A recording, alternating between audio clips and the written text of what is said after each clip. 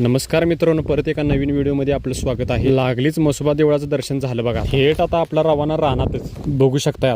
आता हे काय आणि नवीन तुम्ही म्हणशील. आजचा गोड उसाची कडू कहाणीमधला दुसरा दिवस आहे बघा.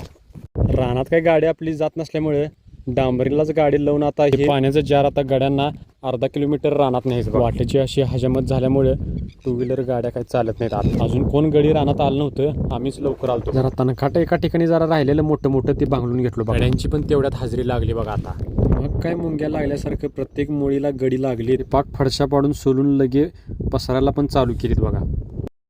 या अशा पद्धतीने एक एक मुळी जिथल्या तिथं सोलून लगेच मांडत होती बघा. तिथल्या तेवढ्या शेंग्यावर एक नजर फिरवायचं म्हटलं, शेंगा पण आपलं बरं दिसत होती बघा. एवढ्या चहाच्या टायमिंगला थांबलीत.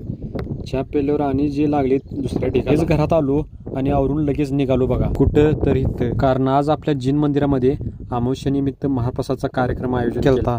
जरा आज उशीर पण झालता. पहिला गेले केलो बघा. आता हिने बघा निखिलराव आचार्यपाशी राहून जेवणाचं नियोजन मात्र खट्ट करून घेतात. तेवढ्यात आम्ही सगळेजण बस्तीत आलो.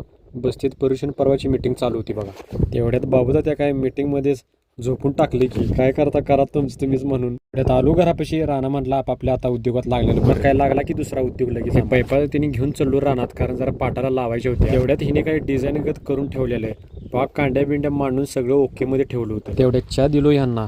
आता या पालाचं पेंड्या बांधून ठेवली होती, दाराला ठेवायचं बघा. आता तर चहा पिऊन हिने परत लागलीत बघा. आणि हे असं प्रत्येक दाराला पेंडी ठेवत जात होतो बघा, म्हणजे व्यवस्थित दार धरायला येते, फुटाफुटी काय होत नाही. हे असं दुसऱ्या पाटाला पण असंच ठेवत चाललेलो बघा. तेवढ्यात 6 वाजून गेलं होतं. म्हटलं आता परतीचा मार्ग धरूया. मित्रांनो, ब्लॉग कसा वाटला ते लाईक, कमेंट, शेअर आणि जाता जाता फॉलो करायला विसरू नका.